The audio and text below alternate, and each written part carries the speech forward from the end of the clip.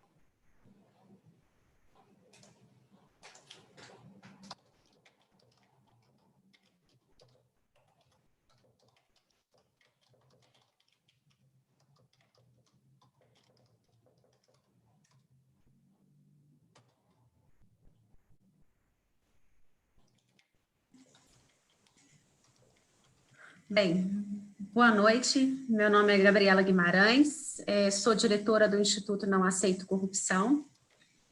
Vamos dar início ao nosso webinar, ele é uma série de webinários que está comemorando nossos 5 anos de existência do Instituto.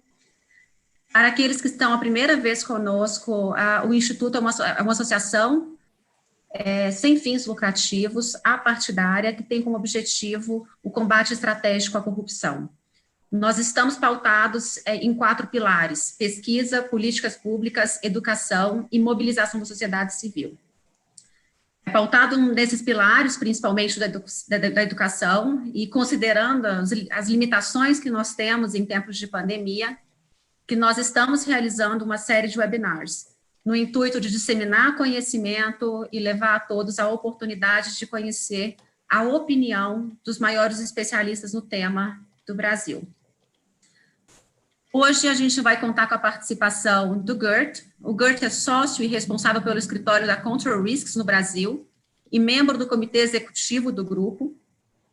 Gert possui uma experiência ampla conduzindo investigações complexas envolvendo corrupção, fraude e casos antitrust na América Latina e tem expertise no desenvolvimento e implementação de programas de compliance e planos de gestão de crises. Antes de se juntar à Control Risks, Gert foi diretor financeiro e membro do Conselho do Macro na Venezuela e diretor da consultoria Holland Berger. Gert é formado em Direito Empresarial pela Universidade de Erasmus, por favor, Gert, me corrija se eu falei errado, tem um mestrado em Direito e Economia na mesma universidade e na Universidade de Oxford, e um MBA executivo pela Business School de São Paulo. Atualmente, ele é professor no curso executivo de Gestão de Riscos e Compliance no INSPER. Possui a certificação CCEIPI, da Society of Corporate Compliance and Ethics, e é membro da Association of Fraud Examiners. É coautor do Capacity to Combat Corruption Index, junto com Roberto Simon, da American Society Council of the Americas. Gert, obrigada pela sua participação, pelos tempos que você está disponibilizando para a gente. Muito obrigado pelo convite. Nós que agradecemos. Conosco hoje a gente tem também o Reinaldo Goto. O Reinaldo, ele é Chief Compliance Officer da BRF desde 2018, trabalhou por mais de 20 anos na Siemens. Ele é engenheiro de formação, com pós-graduação em finanças, marketing e MBA internacional. É membro do board da FGV Ethics, membro do GT Anticorrupção, do Pacto Global da ONU e diretor institucional da Fundação Nacional de Qualidade. Obrigada pela presença, Goto. É uma honra tê-lo conosco. Bem, boa noite, Gabriela. Boa noite, Gert. Gostaria de agradecer muito pelo convite, tá? Saudar aí o Instituto, tá? Parabenizar pelos 5 anos, né? E mandar um abraço, né, para o Dr. Roberto, Rodrigo, né? Nossa amiga Ana e Juliana, tá? E é uma grande honra para mim para participar desse debate. Obrigada, a gente que agradece. Aos participantes, a ideia desse webinar é que ele seja um debate leve, dinâmico.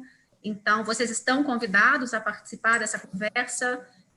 Eu tenho algumas perguntas que já preparei para os nossos convidados, mas eu quero que todos fiquem à vontade para, caso tenha alguma pergunta, registrar aqui no Zoom e fiquem à vontade, inclusive, para direcionar a pergunta para um ou outro debatedor. Tá?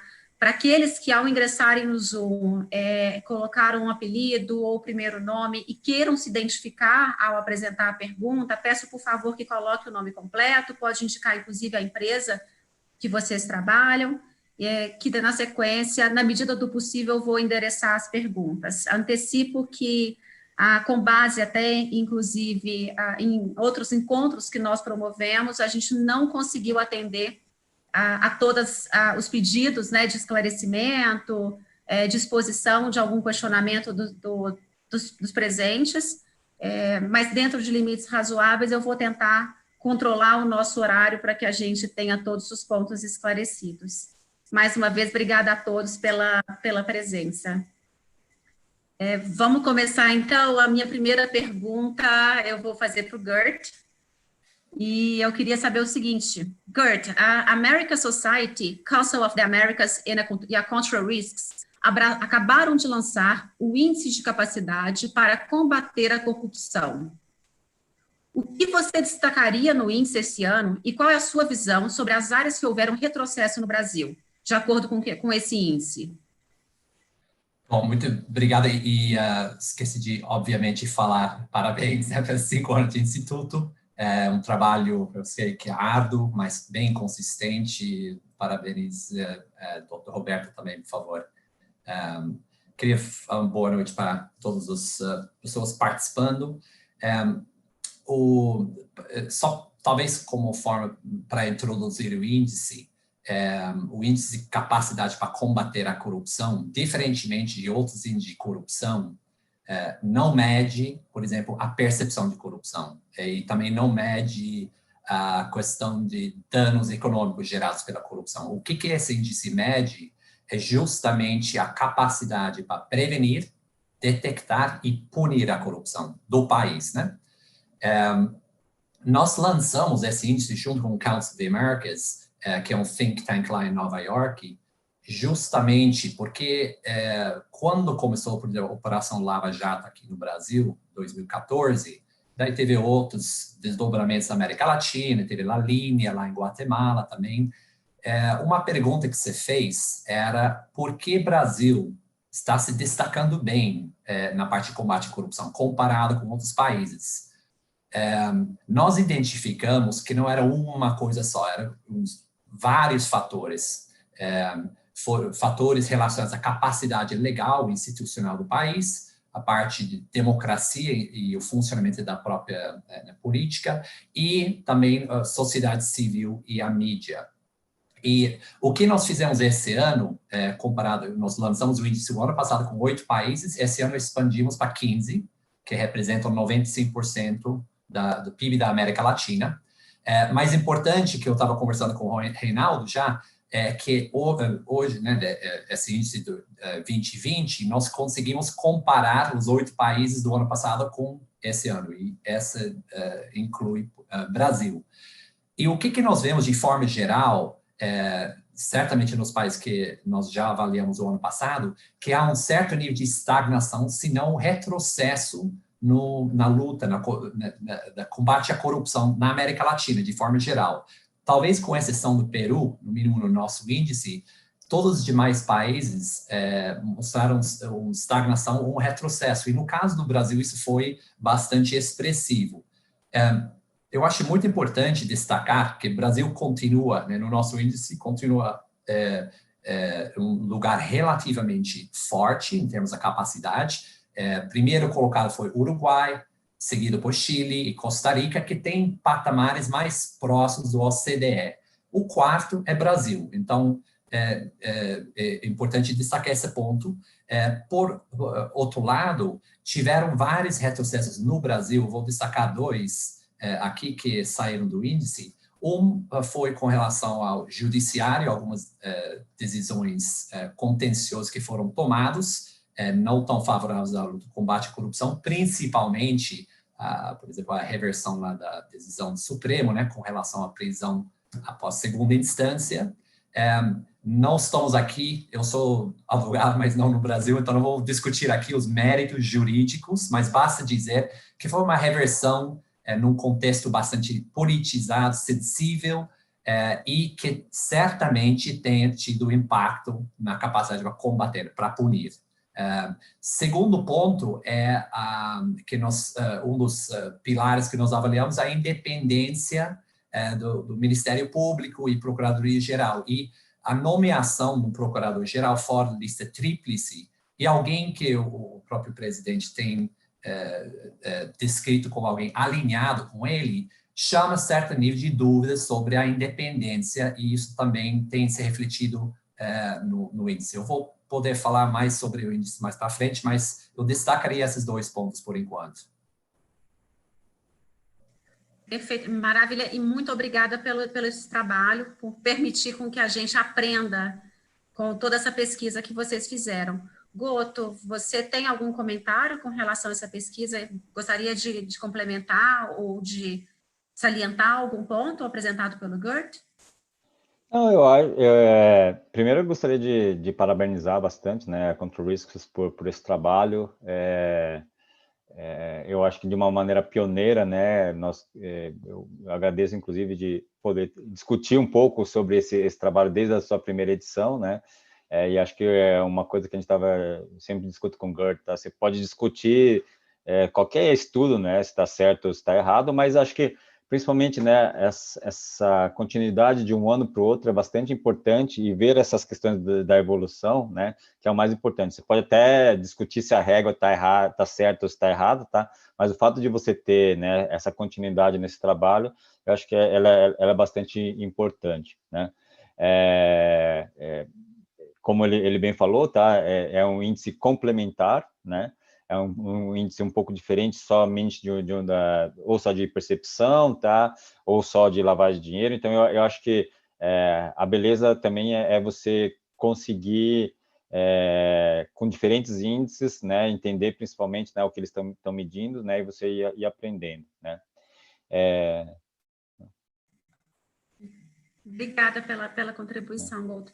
Goto, a gente recebeu a mensagem da Rosa Ramos, parabenizando tanto o Instituto, né, pelos nossos 5 anos, mandando um abraço para o Dr. Roberto Liviano, que é o nosso presidente, mas ela trouxe uma saudação especial para você, já que são no GT Anticorrupção do Pacto da ONU. Tá bom, tá. Um abraço. Eu vou aproveitar. Também, né? Desculpa, eu vou aproveitar então a mensagem dela e vou endereçar agora uma pergunta para você. Tá bom. Nesse momento de pandemia, todos têm sentido que está um pouco parado, né? Mas, na verdade, a agenda de corrupção, ela continua aquecida. O que você destacaria como os principais fatos e publicações desse período de pandemia?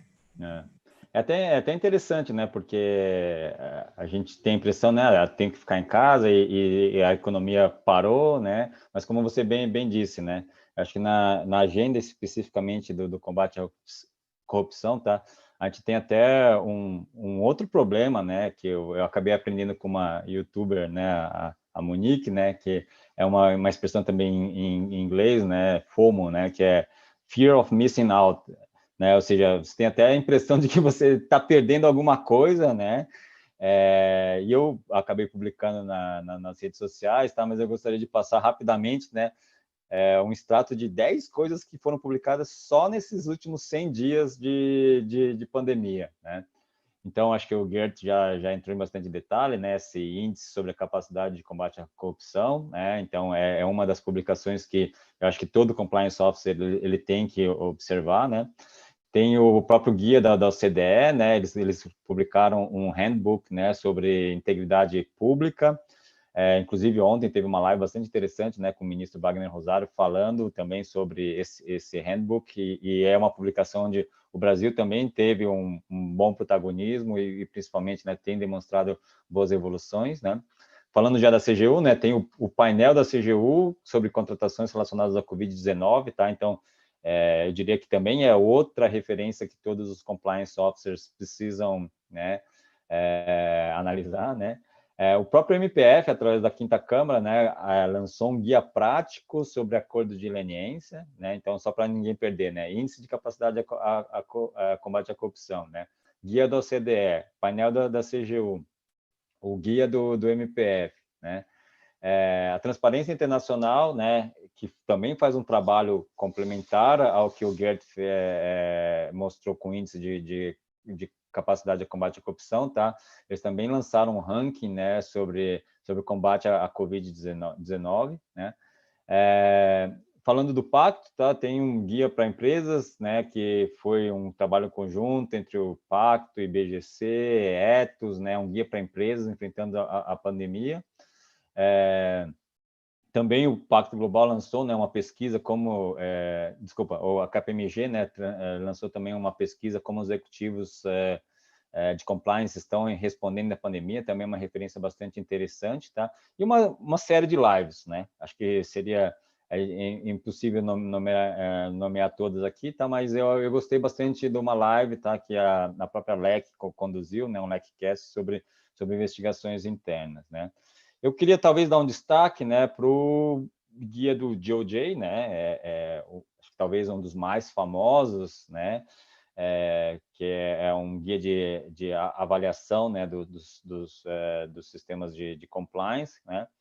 É a segunda versão do guia, né, lembrando que a primeira versão do guia é de 2012, tá. Eu tenho uma relação até um pouco, uma história bastante interessante relacionada a esse guia, tá? Porque foi graças a esse guia que eu acabei me aproximando não só do Pacto Global, né? Mas também de dois colegas que eu admiro muito na área de compliance, tá? A Olga Pontes, né? Que hoje é Compliance Officer do Grupo Odebrecht, né? E o Marquinhos, né? O Marcos Rosa, né? Que hoje é Compliance Officer da Cushman Wakefield, né? Na época eles trabalhavam em outras empresas, tá? Mas eles que me convidaram, na verdade, né, para participar do grupo grupo temático, né, do Pacto Global, justamente para discutir, né, esse outro guia de 2012, tá? Que eles tinham preparado alguns treinamentos e uma documentação em português, tá? E eu me lembro bem, tá? Que lá, né, há 5 anos atrás, mais ou menos, tá? A gente fazia treinamentos para talvez menos de 20 pessoas, né? Hoje, se você for lançar um treinamento desse, provavelmente vai encher um monte de gente querendo discutir isso relacionado ao tema, né? Então, eu acho que esse guia é um guia bastante interessante, né? Porque fala realmente, né, sobre a perspectiva do FCPA, né, da regulamentação norte-americana, né? É um guia extenso, de 133 páginas, então acho que todos os compliance officers têm que se debruçar um pouco sobre isso, tá? Na época eu me lembro, tá, que eu fui chamado também, tá, fui convidado porque um dos grandes casos desse primeiro guia de 2012, tá, falava de muitos temas relacionados ainda ao caso da Siemens, né? E esse guia novo, tá, ele traz uma série de casos novos, né? Inclusive alguns casos bastante interessantes, né, de declinations do próprio DOJ, demonstrando, né, que como o Gert falou, tá, se você tiver um bom sistema, né, de prevenção e detecção, tá, eu acho que tem vários benefícios para as próprias empresas, né. Mas o que talvez chama atenção também nesse guia do DOJ, tá, é que na primeira versão lá de 2012, né, você estaria, por exemplo, quantas vezes o nome Brasil foi mencionado, né? Foi mencionado uma vez, né, em 2012. E ainda com uma menção neutra, né, na verdade, de um tema que o Brasil participava de um grupo de trabalho da OCDE, tá? E nesse guia novo, tá, para quem tiver curiosidade, tá, o Brasil é mencionado pelo menos 20 vezes, né? 20 temas diferentes, tá, relacionados ao Brasil nesse guia novo do DOJ, tá? Mostrando também, tá, que acho que o Brasil tem evoluído bastante nessa agenda do combate à corrupção também, né? Acho que é até muito importante essa exposição que você fez, Goto, até porque nós temos a matéria de compliance, ela se tornou de interesse de muitos profissionais, não apenas aqueles da área do direito, né? Exemplo disso inclusive você, né, que não é um advogado. E é muito comum, principalmente em sala de aula, a turma mais jovem perguntar, por favor, indiquem material de referência. Então, se eu entendi bem, nas suas redes sociais, você elencou todo esse material e quem tiver interesse pode eventualmente buscar, né, os links para acesso a esse material rico de estudo, que com certeza serve não apenas para a construção da carreira, mas para embasar todo o trabalho, seja ele in-house ou consultivo, né? É até uma dica que eu dou, porque muitas vezes a gente entra ou alguns cursos ou alguns grupos, tá? E o pessoal fala assim, tem pouca documentação sobre o assunto, tá? Vamos fazer uma cartilha. Fala assim, gente, antes de fazer uma cartilha, tá? Vamos começar estudando tudo que já tem, porque, como você bem falou, tá? Tem material de sobra aí para estudo, né? Então, essas 10 referências que eu mencionei, né?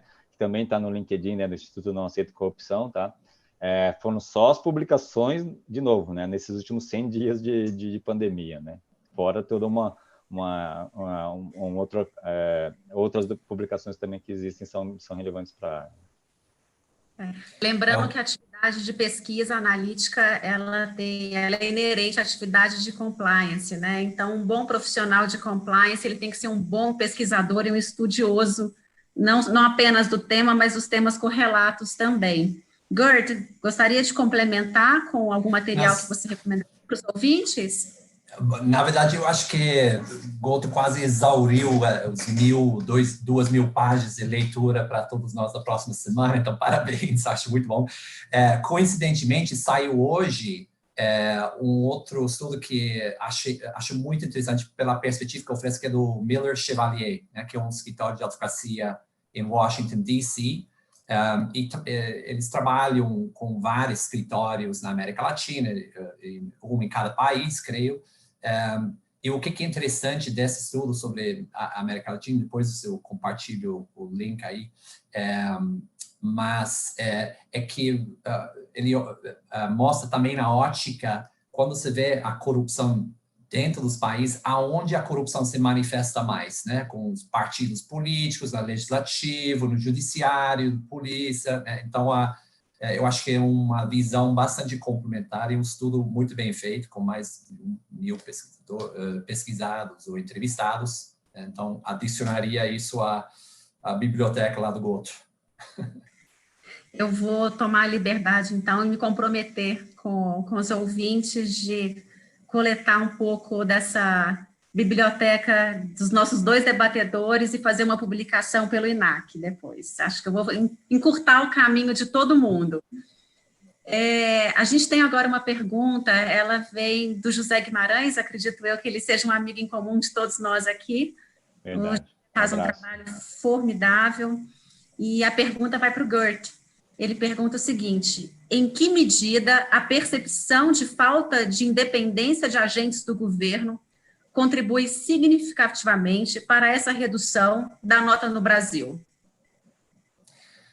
A percepção bom, de certa forma, a percepção vai estar influenciando.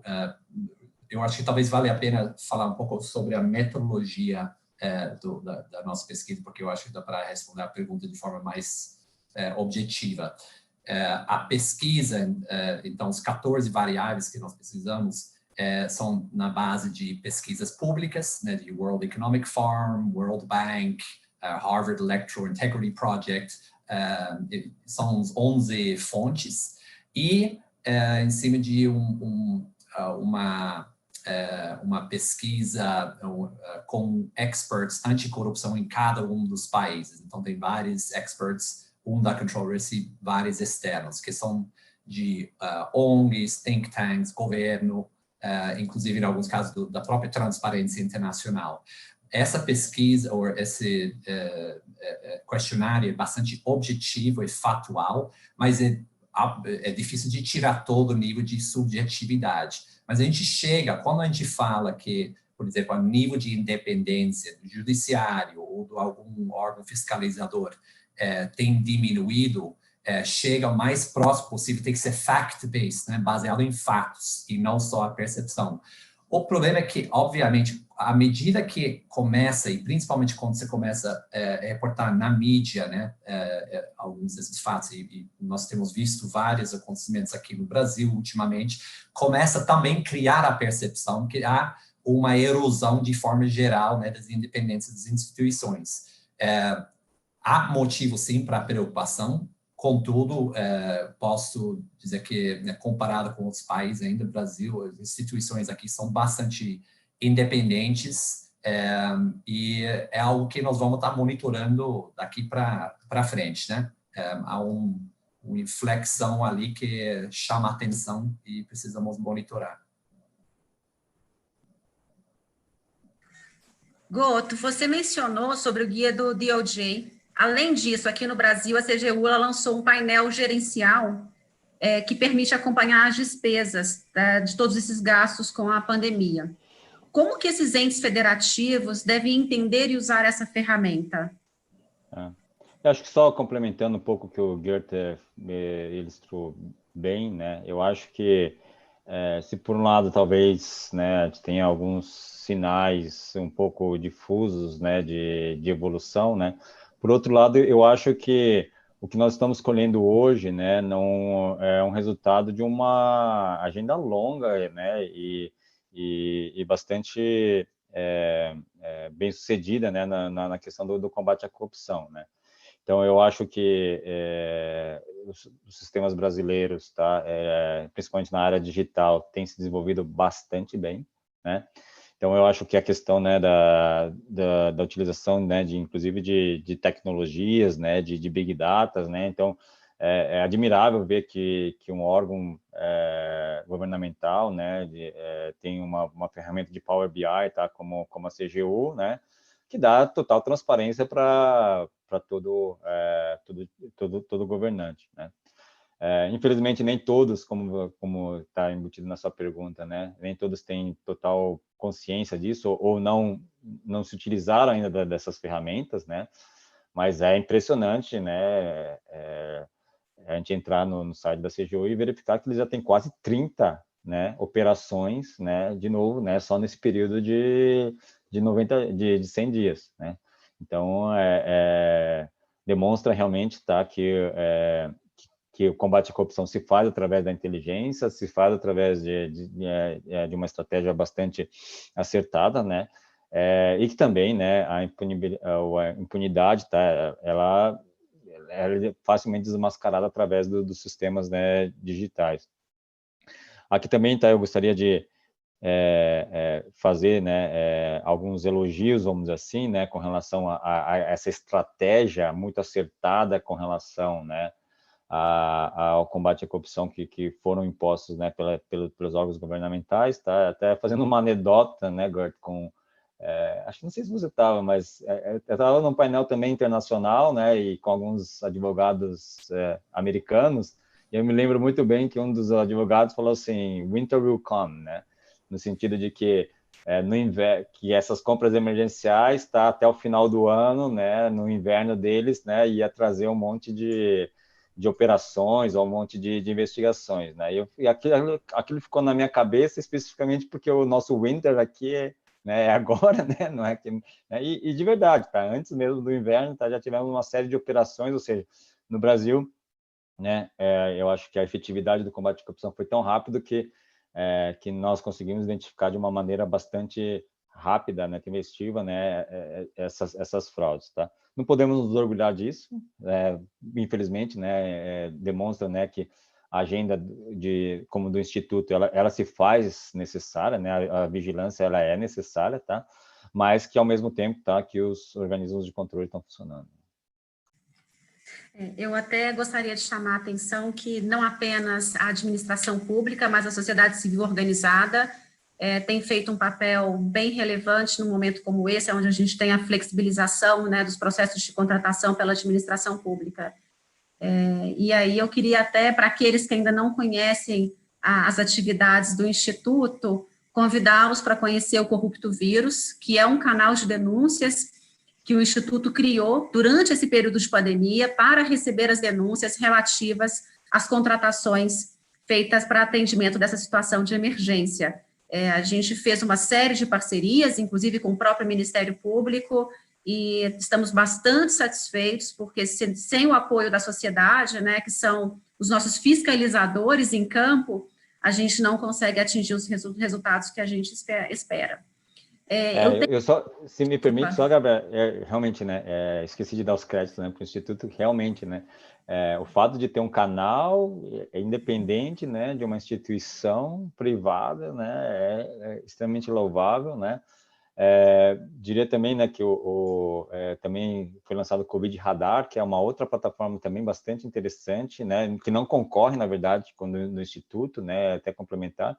E eu vou dizer, tá, que sem nenhuma vergonha aqui, que nós mesmos da iniciativa privada, por exemplo, nós da BRF, tá, copiamos também bastante o que os órgãos públicos fizeram, tá. Estamos tentando, né, dar visibilidade através dos nossos portais, tá, das ações que estão fazendo, da mesma forma como a CEJU vem fazendo. Mas é bem lembrado. Bem legal.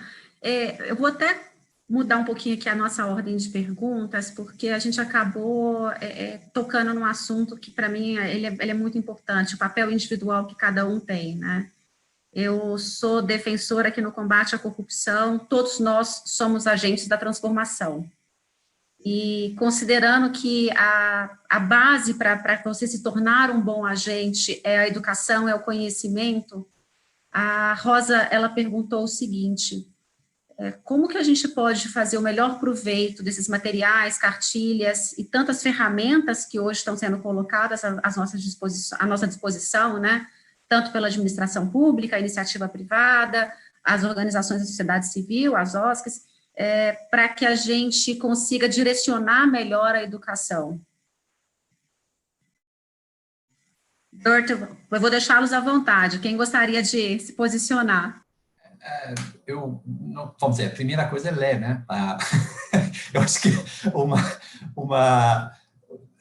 o Goto falou, quando dou aula lá na INSPER, também sempre surgem as perguntas: poxa, eu estou procurando, só tem coisas em inglês, não tem, infelizmente, o nosso índice só em inglês por enquanto, mas tem muito material lá. Mas eu acho que os canais, vamos dizer, institutos, sociedade civil, eu acho que próprias empresas, áreas de compliance podem ajudar bastante na divulgação, como o Goto faz muito bem. Vamos dizer, não existe um instituto, um banco de dados central, e também não acho que vai ajudar tanto assim. Acho que o engajamento de todos para ficar atualizados, mas eu acho que todas as pessoas individuais que têm o paixão pelo assunto e tem um commitment como nós temos, eu acho que nós temos um papel para compartilhar, como o Goto mesmo fez no próprio LinkedIn, por exemplo. Coisa parece banal, pequena, mas tem um impacto muito forte na divulgação, né? Eu gostaria de primeiro elogiar o seu trabalho também, Gabriela, tá? Porque eu acho que a própria doação do seu tempo, né, para uma causa como a do Instituto, né, o seu tempo, o tempo do Dr. Roberto, do Dr. Rodrigo, né, vocês também têm, né, uma iniciativa de voluntariado também bastante bonita, né, bastante importante também, né.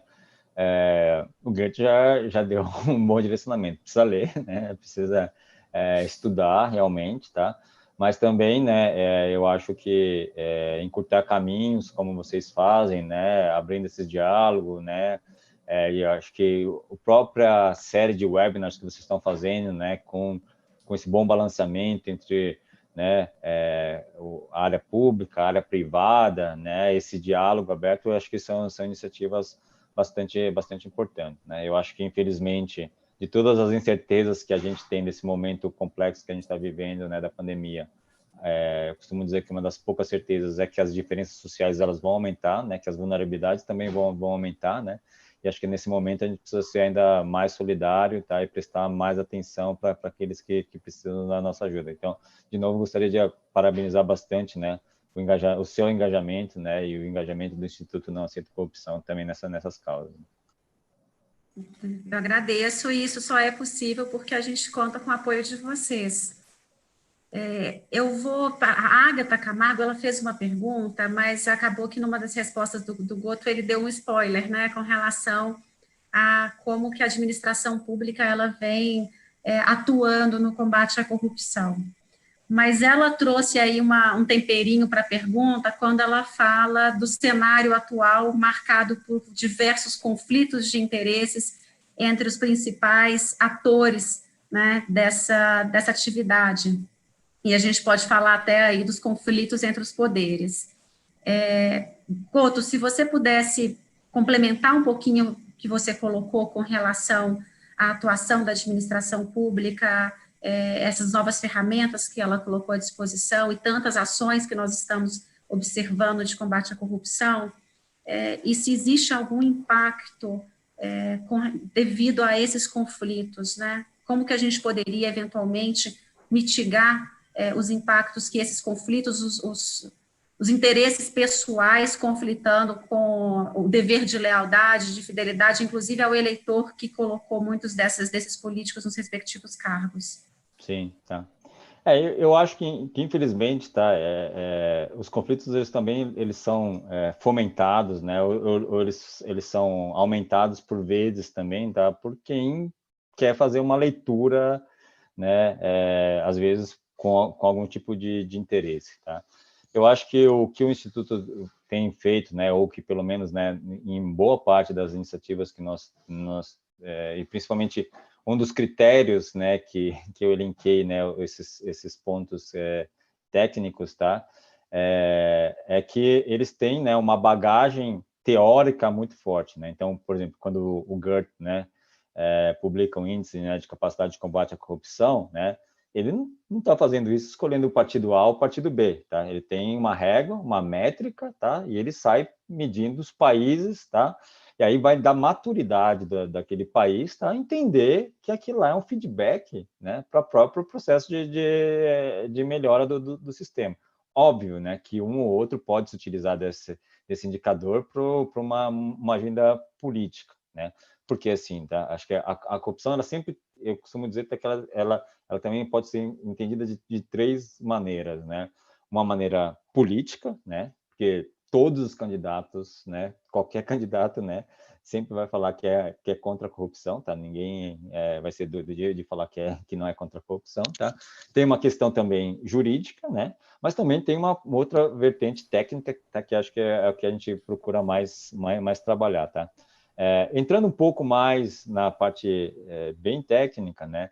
Eu acho que uma das boas referências é esse handbook, né, da administração pública da OCDE. O que esse handbook ele traz de novo? Ele fala que o combate à corrupção ele depende de alguns mecanismos, tá? Um dos mecanismos, por incrível que pareça, ele fala estratégia, tá? Ou seja, você precisa fazer as suas escolhas, tá? E traçar o seu caminho, o que você vai atacar de cada vez, tá? E eu acho que, de novo, o país, ele tem trabalhado muito bem nesse ponto. Outra coisa que também está no handbook, tá? Que o Brasil tem feito bem é medir, né? Assessment, né? Então, o Brasil também ele tem, inclusive, né, indicadores de transparência das agências das empresas estatais, né? Então, e até parabenizo também os meus colegas, né, que trabalham nas estatais, porque acho que o Brasil é um dos poucos países que tem grupos de trabalho especificamente, né, de compliance para as estatais, né? Um outro pilar que também está no handbook, né, é o fomento, né? Porque assim, você também tem que premiar, né, de alguma maneira, tá, as iniciativas relacionadas ao combate à corrupção. Tá? Então, essa polarização, ela existe? Sempre vai existir, a gente sempre tem que levar isso em consideração, tá? Mas, de novo, tá? Temos que ter dados técnicos, né, com estratégia, com réguas claras, né, e principalmente, né, com um sistema de incentivos bastante claro para quem né, fomenta a questão da transparência. Obrigada, Goto. Eu vou até aproveitar, nós recebemos um comentário de um dos participantes, que eu vou tomar a liberdade até de não expor o nome, que colocou que a atual sociedade civil, ela não consegue efetivar denúncias, e que quando consegue, ela não consegue resultados práticos de imediato. Eu tomo a liberdade de falar o seguinte, talvez nós três aqui, alguns outros colegas que estejam nos escutando, a gente pareça romântico, né? Porque nós somos uns amantes do tema anticorrupção, a prevenção à lavagem de dinheiro e tantos outros. Mas eu acho que, acima de qualquer coisa, nós somos resilientes. Então, a gente acredita, e eu vou falar por todos os colegas, os debatedores, que o trabalho individual, ainda que aparentemente ele surta pouco efeito, quando somado ao do colega, ao do vizinho, a gente consegue um resultado maior. E a gente luta contra a cultura, e mudar a cultura não é algo fácil, é um trabalho que exige um esforço, e tomando um pouquinho as palavras do Goto, exige estratégia. A gente vem aprendendo, infelizmente a gente vem aprendendo na dor, né, com o sangramento dos cofres públicos, a exposição do nosso país a nível internacional tem prejuízos grandes para a gente, né, fuga de capital, instabilidade, por aí vai. Mas a gente não pode desacreditar, né? E, de fato, continuar com esse trabalho que é da conscientização, o de levar informação, o de acreditar que a sociedade civil é organizada, como é o caso, né, do próprio Instituto e tantas outras organizações, elas vão trazer resultado, porque, de modo contrário, a gente pode simplesmente cruzar os braços e só lamentar o que está acontecendo. E aí, puxando o gancho, inclusive, dessa exposição que eu tomei a liberdade de fazer, eu tenho aqui a pergunta da Patrícia Lobo, e ela vai para o Gert. Ela gostaria de saber como que você percebe os efeitos da Lava Jato, não somente pelos atingidos pela operação, mas agora também pela PGR. Bom, quando falamos sobre os efeitos de Lava Jato, eu acho que, primeiramente, precisamos reconhecer os tremendos avanços que nós conseguimos aqui no Brasil, né, com Lava Jato. Pode ter a ver questionamento sobre eventuais excessos, etc., mas não há sombra de dúvida que o panorama anticorrupção aqui no Brasil mudou radicalmente, pelo melhor, a partir do Lava Jato. E não só no Brasil, nós vemos isso agora justamente, por exemplo, em Peru, onde, né, tem 4 presidentes, ex-presidentes, que estão sob investigação ou prisão, no próprio índice você vê que o Peru está se destacando bastante bem, em função principalmente das investigações que foram originadas, né, no Lava Jato, através da cooperação com o governo, né, as entidades aqui do Brasil. O que está acontecendo dentro do próprio Ministério Público, o PGR? Como que falei, um dos variáveis que nós medimos é justamente, né, a independência do Procuradoria-Geral, investigadores, o fato, novamente, que alguém foi nomeado fora da lista tríplice chama a atenção, né? Isso preocupa. Existe, obviamente, muita especulação, rumor, o que está acontecendo, até que ponto há uma politização das investigações, interferência, ingerência. Há alguns indícios que está acontecendo. Talvez nada seja conclusivo ainda, mas é extremamente erosivo para a credibilidade, né? Principalmente os investidores fora do Brasil, que talvez entendem o Brasil menos, certamente, que os próprios brasileiros, eles olham com algum nível de preocupação, porque começa a questionar um pouco a independência de um dos pilares que tem sido tão chave, por exemplo, para a Operação Lava Jato. Então, acho que é cedo e prematuro para tirar conclusões, mas há coisas em andamento que realmente precisam ser monitoradas por perto pela sociedade civil, pela mídia, pelos todos nós, né? Isso seria a minha resposta. Obrigada, Gert. Se eu puder complementar, né, como eu trabalhei 20 anos numa empresa alemã, né, eu me lembro muito bem de um alemão que brincava muito com a língua portuguesa, né, ele tinha sempre o problema do poço com poço, né, que era engraçado, mas ele falava de uma maneira jocosa que no Brasil existem muitas iniciativas e poucas acabativas, né, nós éramos um país de muitas iniciativas, né, sempre nós tínhamos uma iniciativa para tudo, tá, mas o que é importante, né, era a gente ter acabativas, né, ou seja, encerrar ciclos ou concluir as coisas, né, antes de, às vezes, de se começar algumas coisas, tá? E acho que nesse ponto, né, nós precisamos refletir um pouco, né, e principalmente o Goethe, ele traz uma coisa bastante importante, né, porque normalmente para você encerrar um tema, tá, você precisa de parcerias, colaborações, né, e trabalho conjunto, né.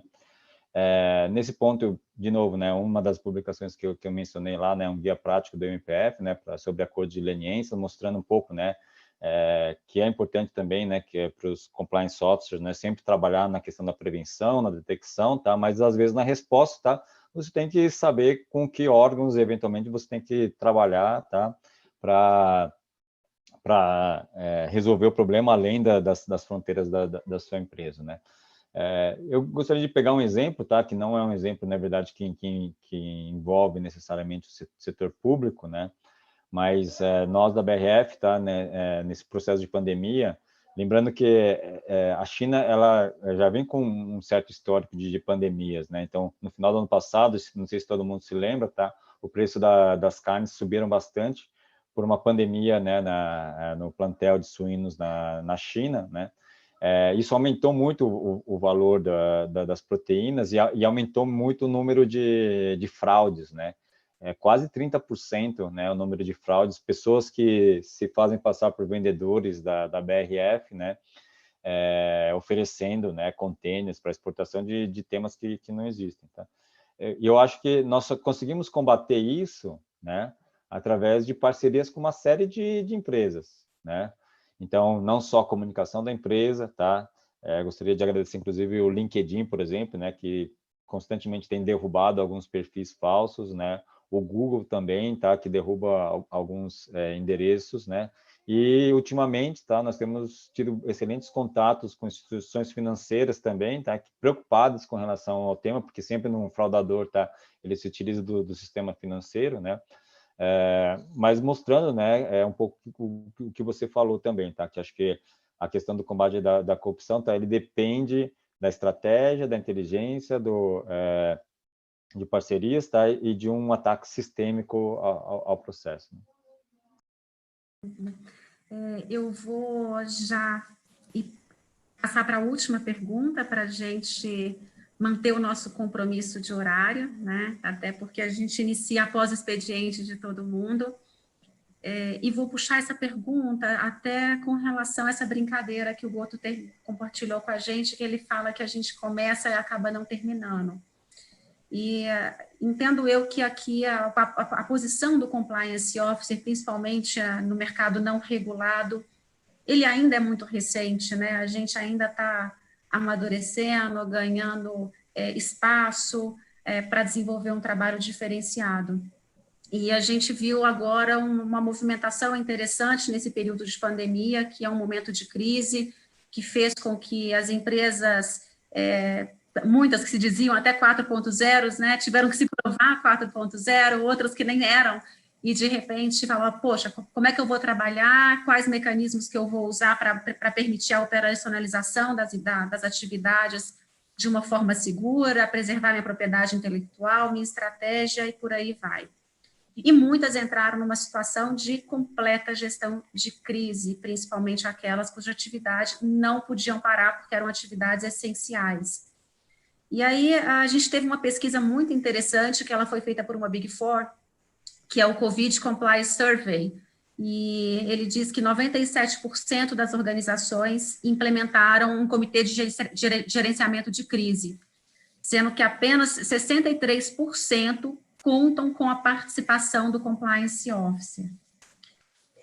Na opinião de vocês, Passada a pandemia, a gente pode esperar, primeiro, né, a manutenção desses comitês, que tenho certeza que os colegas vão concordar comigo que é fundamental com que toda empresa tenha um planejamento, né, para antecipação e uma gestão de crise, e a questão da participação dos compliance officers, se ela pode ser entendida como o amadurecimento do mercado, ou a gente pode ver essa participação ainda muito, né, vergonhosa, poderia ter sido melhor. Gert, você quer iniciar e depois a gente passa a voz para o Goto para ele finalizar nosso bate-papo? Claro, e eu acho um tema super interessante a questão da gestão de crises, justamente porque é uma área, uma disciplina, vamos dizer, dentro da área de gestão de riscos, que está começando a se desenvolver aqui no Brasil, amadurecendo, né? O Code Compliance já está bastante maduro e eu só queria dizer, a gente trabalha na América Latina com tudo, o pool de talento e a maturidade de programa de compliance de forma geral aqui no Brasil é muito além do que a gente vê na maior parte dos outros países da América Latina. Então, acho que é importante fazer essa colocação. Agora, a parte de gestão de crises é o outro lado de prevenção de riscos, né?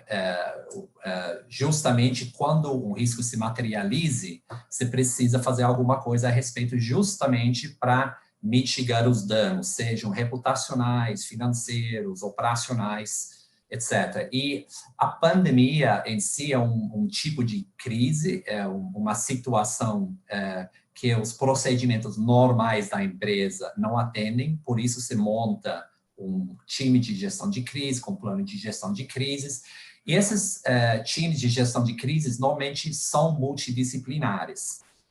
Por óbvios motivos, sempre tem aspectos financeiros, operacionais, comerciais, várias áreas da empresa estão sendo impactadas. O interessante, justamente, eu vi isso no estudo lá dessa Big Four, é que eu acho que uns 2/3, né, dos compliance fazem ou participem nesse comitê de crise. E faz todo sentido, porque alguns dos riscos que a empresa está enfrentando, justamente a pandemia, tem todo a ver com a área de compliance, né? Contratos emergenciais com o governo, uma interação com o governo talvez um pouco incomum, fora das regras normais, vamos colocar dessa forma. Tem na parte de doações, tem até questões operacionais, por exemplo, a disrupção da cadeia de suprimentos e a necessidade de correr atrás de terceiros, novos distribuidores, até novos mercados onde nunca fez negócio e que podem ser de alto risco.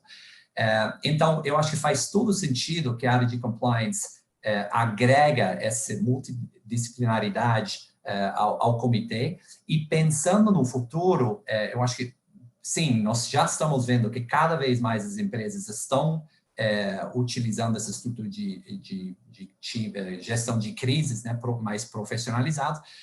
E um outro elemento muito interessante, especificamente sobre Compliance Officer, é que dentro do próprio DOJ Guidelines, que o Goto mencionou, também o DOJ avalia a independência do Compliance Officer. E tem várias maneiras para avaliar essa independência, mas uma dessas é quão frequentemente, por exemplo, a área de Compliance participa em reuniões de diretoria, ou qual tipo de acesso ele tem ao conselho.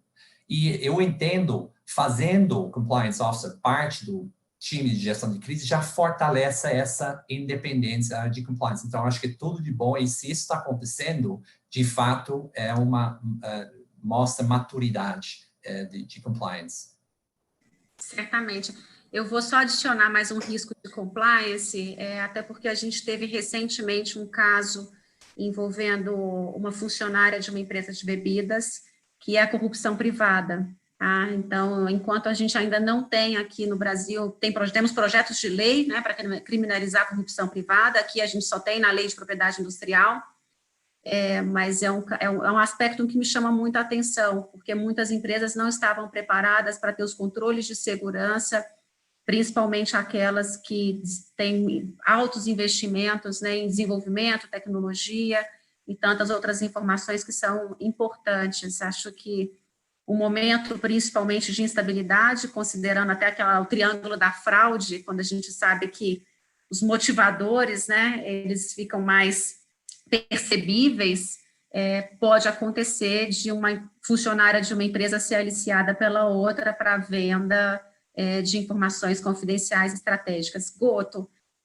para a gente encerrar nosso bate-papo com muito pesar, porque muito bacana, a gente tinha muita coisa para conversar, mas conta para a gente a sua opinião com relação a esse trabalho dessa Big Four. Eu acho que o Gert ele trouxe uma coisa bastante interessante também, né? Esse tema da gestão de risco, né? Eu me sinto realmente um privilegiado, né? De estar numa das empresas, né? Que dentre as 97% que estabeleceram, né? Um comitê de crise, tá aí 63 onde nós participamos efetivamente, né? Mas sobre a coordenação, e aqui eu preciso elogiar, assim, né? Mesmo de uma maneira bastante enfática, né, o nosso time de riscos aqui, pelo meu amigo Almir, que vem coordenando esse grupo de gestão de crise de uma maneira realmente maestral e realmente com uma excelência impressionante, né. Eu acho que, talvez para terminar, né, como eu falei, né, acho que infelizmente nós vamos ficar com uma maior desigualdade depois dessa crise, tá? E ela trouxe uma série de problemas necessariamente que ainda nós não conseguimos medir na sua totalidade, tá? Mas nós precisamos pensar em algumas coisas que nós podemos ser melhor, tá? Ou né, nos fortalecer um pouco, tá? Eu acho que nesses comitês de crise, como o Gert falou, tá? Acho que um ponto que tem me ressaltado bastante, tem me chamado bastante atenção, tá? É o foco nas pessoas, né? Ou seja, essa preocupação muito grande com relação às pessoas, com o bem-estar das pessoas, tá? Se ela está bem, se os parentes estão bem, se ela tem condição de trabalhar, né? Eu acho que é uma coisa que, se puder ficar, acho que seria bastante importante para nós mesmos, né?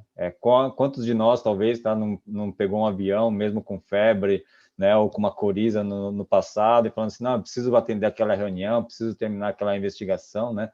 Mas hoje, né, assim, a qualquer primeiro sinal, tá, gente, fica em casa, ou não precisa trabalhar, por favor, tá, assim, é uma atenção bastante grande relacionada às pessoas, né?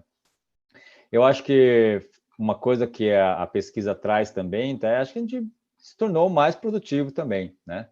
Eu acho que a gente aprendeu a trabalhar online, tá? Ainda tem alguns desafios, tá? Mas na pesquisa também fala, né, que 70% das empresas adaptaram seus mecanismos de treinamento e comunicação, tá, para os sistemas digitais. Foi uma coisa que a BRF também fez, né? Então, a gente tinha um índice de aceitação muito grande, ou uma preferência muito grande pelos treinamentos presenciais, tá? Mas lançamos os treinamentos digitais, ou fortalecemos os treinamentos digitais, e eles continuam funcionando, né? Inclusive, não só os web-based, não só os automáticos, mas também, né, os de turma, tá? E com uma aceitação bastante grande, tá? Isso também é bastante claro na questão da pesquisa ali, né? 70%. Tá? Tem tomado nosso tempo também, tá? Então, a pesquisa fala, por exemplo, né, que a grande maioria, né, uma grande parte, tá, tem ocupado seu tempo para os temas de crise, tá? E uma coisa que é interessante, né, no nosso caso, tá, é uma maior preocupação com a consciência do consumo, né? Eu acho que a gente não falou muito, né, sobre esses dilemas éticos, tá? Mas uma coisa que eu gostaria de trazer aqui como interessante, né, é que uma das grandes preocupações nossas no começo era justamente com uma corrida muito forte, né, nos mercados, né, para um abastecimento dos nossos produtos, né, que tipicamente, né, ele tem uma prazo de validade maior, tá? Então nós fizemos uma série de campanhas também, né, para conscientização do consumo, e tem funcionado bem, né? E com alguns efeitos colaterais também bastante importantes, né? Assim, não só o consumo tem sido mais consciente, mas também o descarte, né, também tem sido mais consciente, tá? Então, a gente tem mais foco nas pessoas, tá? Mais produtivo, mais conscientes, tá? Eu acho que esses grupos, como o Gert falou, tá, de gestão de crise, tá? Eles trazem uma diversidade bastante grande, né? Eu particularmente, tá, posso falar que aprendi diversidade em todos os aspectos, né? Não só de gênero, né?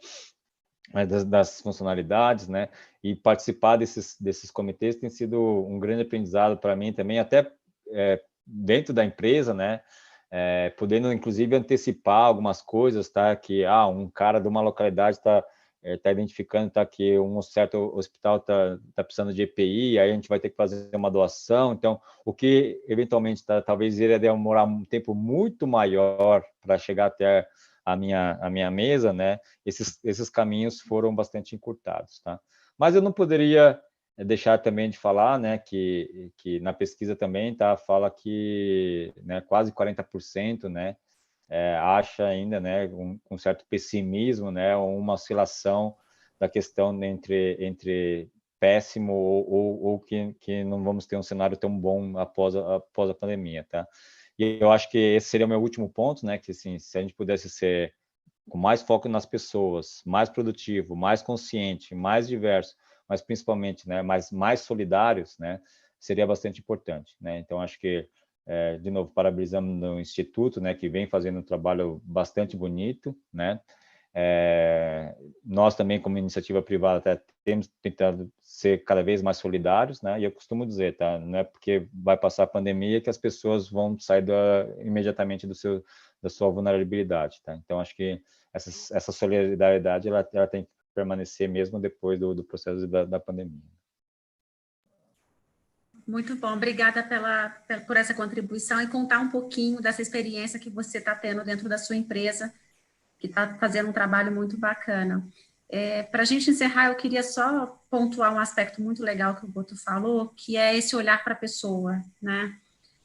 Se por um lado a gente está percebendo empresas mais humanizadas, eu vou falar então o que é o olhar dessa humanização sob o aspecto de compliance, né? Quando a gente tem um ambiente que ele é harmônico, a gente tem menos assédio, a gente tem menos conflitos, a gente tem menos insegurança, a gente tem menos indutores para má conduta. Então, é muito importante quando a gente tem esse trabalho, principalmente no momento que é de insegurança a nível mundial, para a gente prevenir a má conduta, né? O tratamento humanizado, inclusive nos desligamentos, a gente tem aí histórico e vários casos de processo de desligamento onde o colaborador insatisfeito levou informações confidenciais da empresa ou tentou depois chantagear a empresa tirando dinheiro dela em troca daquelas informações que ele tomou, né, sem poder fazer isso, e por aí vai. É uma pena que a gente vai ter que encerrar por aqui, porque a gente está com 2 profissionais de muito peso. Eu, particularmente, sou uma admiradora do trabalho dos 2. O assunto é bom, ele é dessa forma como a gente vai conduzindo, ele fica leve, ele fica gostoso, mas a gente vai depois tentar convidá-los e trazê-los para mais outro bate-papo. Nós tivemos hoje aqui conosco quase 70 pessoas assistindo essa live, então isso nos deixa... Agora podem jantar. Pode todo mundo jantar, mas isso a gente Obrigado fica pela bem participação. feliz. Porque nesse trabalho que a gente faz de mudança cultural, a gente tem certeza que são 70 pessoas que vão depois dividir a experiência, comentar um pouco do que foi essa live no seio familiar, eventualmente junto aos colegas de trabalho, e aí sim a gente começa o nosso papel de transformação, né? Então, obrigada a todos por estarem presentes, por acreditar no trabalho do INAC. Fiquem atentos às nossas redes sociais, e desculpa para o avião passando, mas a gente está em casa. E fiquem atentos, a gente vai ter outros webinars, estamos com outras iniciativas, a gente vai continuar nos nossos esforços. Agradeço muito ao Gert e ao Boto pelo tempo de vocês, por dividirem com a gente a experiência, essa bagagem rica que vocês têm. Obrigada por serem tão ativos nessa temática, pelos materiais que vocês divulgam, né, nas redes sociais, esse trabalho maravilhoso que você fez desse índice, Gert, e Boto, a sua atuação junto a alguns organismos que são fundamentais para que a gente consiga avançar nessa luta. Obrigada mesmo e boa noite a todos. Obrigado, Gabriela. Parabéns novamente. E obrigado, Goto, também pela parceria aqui. E fiquem todos bem. Muito obrigado. Obrigada, tchau. Obrigado a Até a todos. próxima.